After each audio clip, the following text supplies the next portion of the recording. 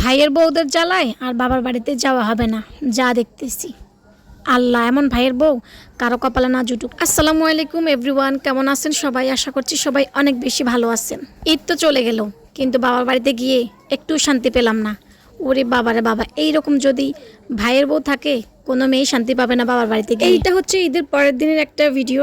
বাবার বাড়িতে যাওয়ার পর সবাই তো আমাকে দেখে ভাবিরা অনেক বেশি খুশি। তারা বলতেছিল যে এখন আমাদের মনে একটা ঈদের ফিল হচ্ছে, কালকে পুরো একটা দিন একদম ঈদের মতো লাগে। তো আমরা একটু মাগরিবের পরে বের হয়েছিলাম চাচি আম্মুদের ঘরে, এই ঘর সেই ঘর।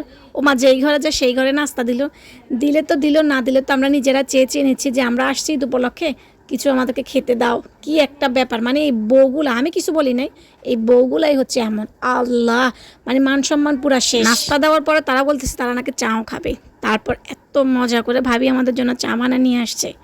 প্রত্যেকটা মেয়ের জন্যই হচ্ছে বাবার বাড়িটা একটা নেয়ামত। তার উপরে যদি ভাবিগুলো এত বেশি কিউট হয় তাহলে তো আর কোনো কথাই নাই। আলহামদুলিল্লাহ, আমি হচ্ছে একা ওদের ননদ, আর ওরা সবাই হচ্ছে আমার ভাবি। হ্যাঁ, ননদ ননাস অনেক আছে বাড়িতে, বাট এখানে স্পেশালি শুধু ভাবিরা ছিল আর আমি।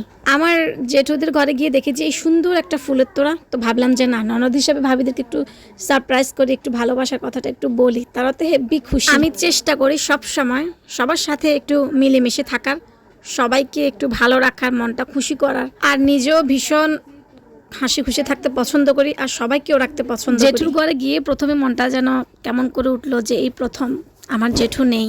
আসলে কিছু করার নেই, জীবন এমনই, কে কখন চলে যাবে আসলে কেউই জানি না। যাই হোক, আজকের দিনটা অনেক বেশি ভালো গেছে, স্পেশালি মাগরিবের পরে আর কি।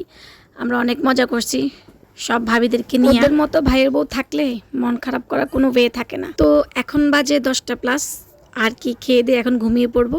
আজকের ছোট্ট মিনি ব্লগটা এখানে শেষ। সবাই ভালো থাকবেন।